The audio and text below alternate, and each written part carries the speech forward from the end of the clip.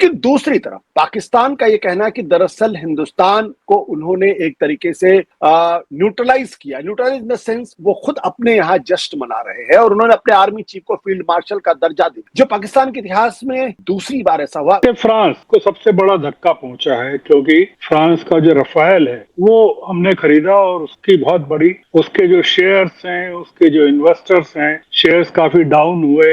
अब हम ये भी नहीं कह सकते कि रफाल आउट हो गया, क्योंकि हो सकता है कि वो इस नए परिप्रेक्ष्य में रफाल में कुछ संशोधन करे और हो सकता है भारत से कहे कि हम आपको नए विमान देंगे या उसमें सुधार करके देंगे। हमारे जितने एक्सपर्ट्स हैं, जिनको आप डिफेंस एक्सपर्ट्स करके हमारे यहाँ डिबेट्स में बुलाया जाता है, उनकी अगर अप्रैल अंत तक की आप पूरी की पूरी बहसें सुने तो वो कॉन्फिडेंटली कह रहे थे कि जो चीन हस्तक्षेप नहीं करेगा, क्योंकि हमने उनके साथ, चीन के साथ बायलैटरल डायलॉग्स में काफी तरक्की कर ली है गलवान के बाद। दौर का ऑपरेशन सिंदूर है, वो उसमें निश्चित रूप से आप कह सकते हैं कि चीन विजेता के रूप में उभरा है। जो अंतर्राष्ट्रीय जगत में एक तरह का नजरिया पेश हो रहा है, एक नैरेटिव खड़ा हो रहा है, चीन में जिस तरह का जश्न मनाया गया उसके बाद कह सकते हैं। और चीन की जीत को या चीन की विजय को देखने के कई नजरिए होते हैं। मैं जो चीन को फायदा हुआ पहले आपको वो बताता हूँ। 4 दिन की लड़ाई में उसने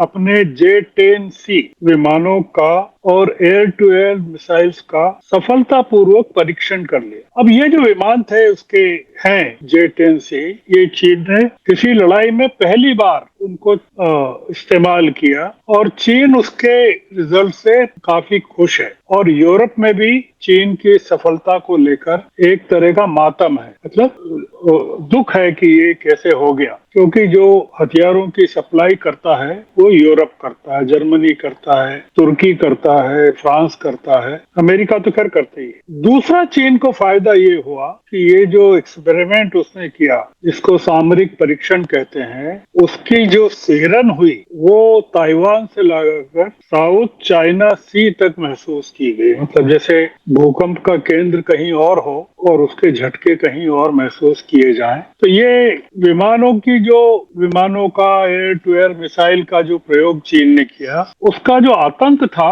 वो ताइवान पर भी गया और साउथ चाइना सी पर भी गया, जो कि चीन के लिए दोनों महत्वपूर्ण इलाके हैं, जहाँ की उसको एक तरफ ताइवान का विरोध है, दूसरी तरफ वियतनाम सहित कई देशों का विरोध है। अब चीन का उद्देश्य ताइवान पर आतंक कायम करके उसे भी हांगकांग की तरह हड़पने का है।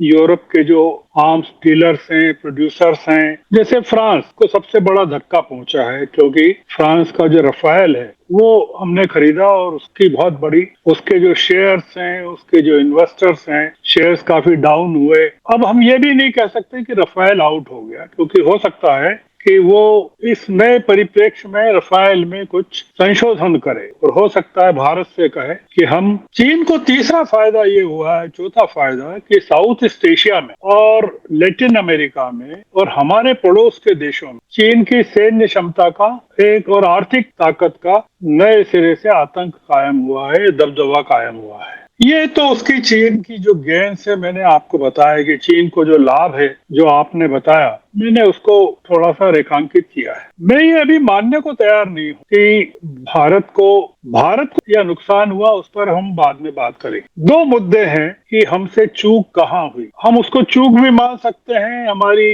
ईमानदारी भी मान सकते हैं, हमारी नेक नीति भी मान सकते हैं, हमारी कमजोरी भी मान। दूसरा ये कि चीन की ये जो उपलब्धि है जो आप बता रहे हैं, वो कितनी परमानेंट है और कितनी टेम्पररी है। 2 मुद्दे। हम पहले मुद्दे पर आते हैं कि हमसे जो चूक हुई कि 2020 में लद्दाख की गलवान घाटी में जो चीन के साथ संघर्ष हुआ, उसके बाद जो हमारा कूटनीतिक डायलॉग, डिप्लोमेटिक डायलॉग चीन से चलता रहा, उसके परिप्रेक्ष्य में हम ये मानकर चल रहे थे कि ये जो हमारा बायलैटरल झगड़ा है पाकिस्तान के साथ, इसमें चीन हस्तक्षेप नहीं करेगा। का हमारे पास एक कारण था, तो कोई सैन्य युद्ध था नहीं। मतलब हमने पहले भी क्लियर किया कि हम लड़ाई सेना के खिलाफ नहीं लड़ रहे हैं पाकिस्तान की, न सिविलियंस के खिलाफ लड़ रहे हैं। हमारे जितने एक्सपर्ट्स हैं, जिनको आप डिफेंस एक्सपर्ट्स करके हमारे यहाँ डिबेट्स में बुलाया जाता है, उनकी अगर अप्रैल अंत तक की आप पूरी की पूरी बहसें सुने तो वो कॉन्फिडेंटली कह रहे थे कि जो चीन हस्तक्षेप नहीं करेगा, क्योंकि हमने उनके साथ, चीन के साथ बायलैटरल डायलॉग्स में काफी तरक्की कर ली है गलवान के बाद। हमने कथित तौर पर पाकिस्तान को पूर्व सूचना भी दे दी कि ये जो आक्रमण है या हमला है सिर्फ आतंकी ठिकानों पर है और सिविल पर भी नहीं है और सैन्य ठिकानों पर भी नहीं है। मैं चूक बता रहा हूँ भारत। एक तो हमने चीन के बारे में गलत समझा, दूसरा हमने जो गलती की या कथित तौर पर मैं कह रहा हूँ वो पाकिस्तान को सूचना दी। इस सब के बावजूद चीन ने न सिर्फ हस्तक्षेप किया, अपने विमानों और मिसाइलों का सफल परीक्षण भी किया और उनकी सफलता का जश्न भी मनाया।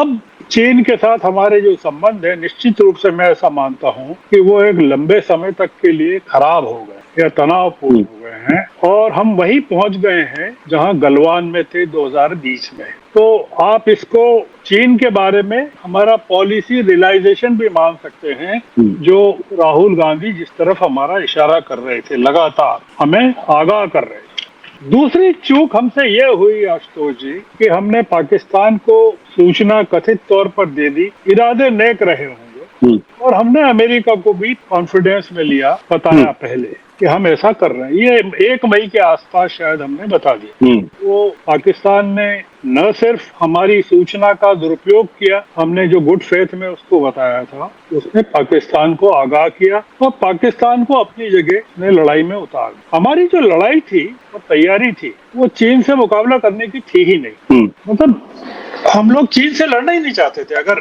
लड़ना चाहते होते, अगर हमें पता होता कि चीन और पाकिस्तान मिलकर ये हरकत करने वाले हैं, मैं फिर कह रहा हूँ कि राहुल का बड़ा आरोप है कि हमने, हमारी पॉलिसीज ने चीन और पाकिस्तान को एक कर दिया, जो वो बार बार कहते रहे। तो हो सकता है कि ऑपरेशन सिंदूर का जो स्वरूप हमने देखा वो या तो होता ही नहीं या उससे भिन्न होता। पाकिस्तान के जब हमारे संबंध है आशुतोष जी, ये बहुत सीवियर ब्लो है हमारे पूरे इमोशंस पर, हमारी पूरी इंटीग्रिटी पर, हमारे पूरे राष्ट्रवाद पर। तो ये एक चीन और पाकिस्तान पूरी तरह हमारी डिक्शनरी से आउट हो गए हैं, मैं देख रहा हूँ। तीसरी चीज ये हुई कि हमने, जैसा मैंने कहा कि अमेरिका को पूर्व सूचना दे दी कि हम ये कर रहे हैं। अमेरिका ने क्या किया होगा कि बजाय हमें खुफिया जानकारी ये देने के कि चीन इसमें हस्तक्षेप करने वाला है, जो कि दे सकता था, पेंटागन दे सकता था, CIA दे सकता था, रूस दे सकता था, हमें वो जानकारी उपलब्ध नहीं कराई गई और हमारे द्वारा जो जानकारी दी गई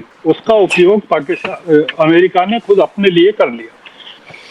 अब सवाल यह है आशुतोष जी कि चीन के तात्कालिक सामरिक शक्ति परीक्षण को भारत जैसी महाशक्ति परमानेंट मान ले कि प्रतीक्षा करना चाहिए। चीन ने जो गेन किया है, वॉटेवर जिसको आप कह रहे हैं कि बेनिफिशियरी चीन रहा है, और दूसरा ये कि चीन पाकिस्तान की किस सीमा तक मदद करेगा और इस्लामाबाद को चीन के मुकाबले भारत की जरूरत कितनी है। मतलब अगर आप इमोशनली कनेक्ट करें पाकिस्तान को भारत से और पाकिस्तान को चीन से, तो आप एनालिसिस करिए कि पाकिस्तान को चीन की क्या जरूरत पड़ेगी, कहाँ तक पड़ेगी, और भारत के साथ तो लॉन्ग टर्म में कितनी जरूरत होनी चाहिए। तो क्या ये पूरा का पूरा मामला खटाई में पड़ा है कि नहीं पड़ा है।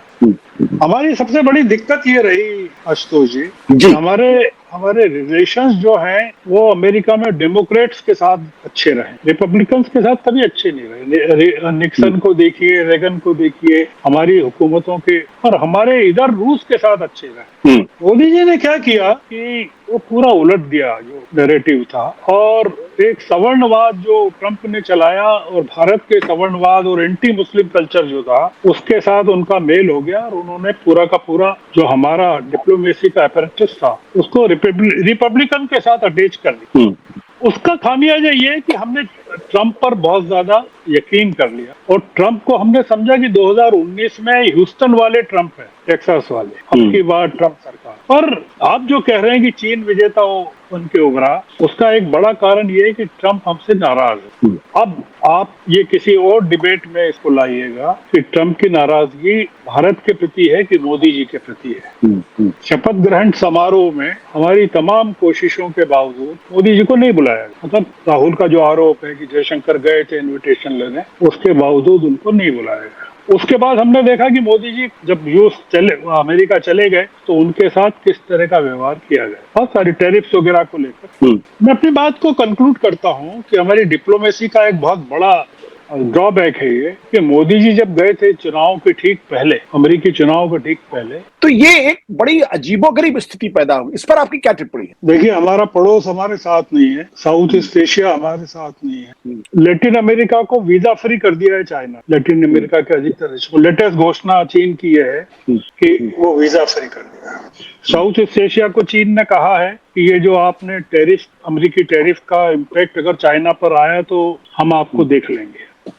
जापान जो है चीन के साथ बातचीत कर रहा है। जापान मोदी जी का सबसे नजदीकी मित्र रहा है। जापानी प्रधानमंत्री का एक नया लेटर चीन को प्राप्त हो रहा है, हो गया है टैरिफ को लेकर। हम लोग पूरी तरह से आइसोलेट हो गए, ये हकीकत है। और मैं इसको लेकर डिसहार्टन्ड इसलिए नहीं हूँ, ज्यादा हूँ तो सही, कि हमको ये देखना है कि ये जो मोदी जी हैं और ये सरकार है, इस अपॉर्चुनिटी को रिवाइवल के रूप में इस्तेमाल करती है कि नहीं करती। अगर नहीं करेगी, क्योंकि हमारा पूरा फोकस जो था वो अमेरिका सेंट्रिक रहा, अभी भी है, अभी भी पीयूष गोयल वही है अमेरिका, और हम अमेरिकी लॉबिंग में लगे हुए हैं, हर तरह से लगे हुए। हमने रूस को उतना कल्टीवेट नहीं किया। रूस से हम तेल लेते रहे क्योंकि रूस के खिलाफ सैंक्शन थी अमेरिका की, और वो अब रूस को तेल बेचना था तो हम ईरान से और रूस से तेल सस्ता खरीद के जमा करते रहे, मतलब अमेरिकी सैंक्शंस को हूट करते हुए। हमारी पूरी पॉलिसी जो रही है वो फॉरेन पॉलिसी, मैं मतलब इस मामले में 5 साल से देख रहा हूँ राहुल गांधी के जो ऑब्जर्वेशंस हैं चीन को लेकर, रूस को लेकर, वो रूस को लेकर पहले दिन से कह रहे हैं कि रूस हमारा टेस्टेड फ्रेंड है, रहा है। और सोनिया जी के, इंदिरा जी के समय या नेहरू के समय, तमाम दौरों में, शीत युद्ध में भी हम लोग काफी नजदीक रहे हैं रूस के। हमने इस दौरान देखा कि हमने एक बैलेंस कायम करने की कोशिश की और अपने आप को इन सबसे बड़ा बनाकर उभरने की कोशिश कि भाई हम तो विश्व के सबसे बड़े नेता और गुरु। आप चीन का जो मामला मानते हैं, चीन का मामला, चीन की सफलता के पीछे उनका इकोनॉमिक ग्रोथ है, मैन्युफैक्चरिंग ग्रोथ। चीन का नागरिक कह रहा है कि हम डरते नहीं है अमेरिका की टैरिफ। तो हम लोगों ने चीन से मुकाबले के लिए कुछ नहीं किया। जैसा कि फिर मैं कह रहा हूँ, राहुल गांधी बार बार मैन्युफैक्चरिंग में जो कह रहे हैं कि हम कंज्यूमर होकर रह गए, कंजम्पशन में चले गए, प्रोडक्शन में नहीं।